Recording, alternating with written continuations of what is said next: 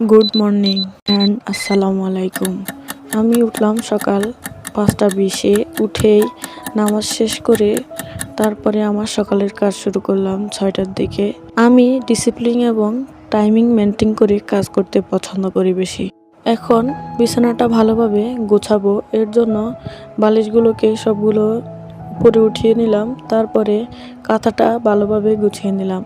আমি গরমের সময় কাঁথা গায়ে দিয়ে ঘুমাই, এটা আমার অভ্যাস। এরপরে সব কিছু জেরে জুরে একদম পরিষ্কার করলাম। কার কার আমার মতো এমন শীতল পাটি উপর ঘুমানোর অভ্যাস গরমকালে। এরপর আলনাটা ভালোভাবে গুছিয়ে নিলাম, কাপড় চোপড় সব এলোমেলো হয়ে আছে, সবগুলো গুছিয়ে নিয়ে ভাঁজ করে রাখছি। আর অপ্রয়োজনীয় কাপড় চোপড় আমি আলনায় রাখি না, এগুলো অন্য জায়গায় রাখি, এগুলো সব প্রয়োজনীয়। এরপরে 6টা 30-এ নাস্তা করে নিলাম, হালকা কিছু খেলাম আর কি।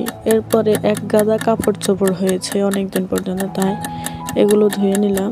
আমরা যেহেতু গ্রামে থাকি তাই পুকুরে সব ধোয়া ধুই করি।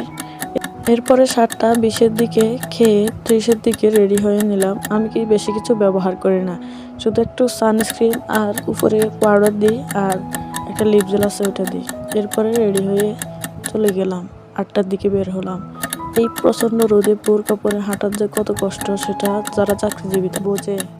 এরপরও কিচ্ছু করার নাই, জীবন এমনই, জীবন সবসময় এমনই থাকবে। এরপর 8টা 10-এ চলে এলাম, অনেক তাড়াতাড়ি আসলাম।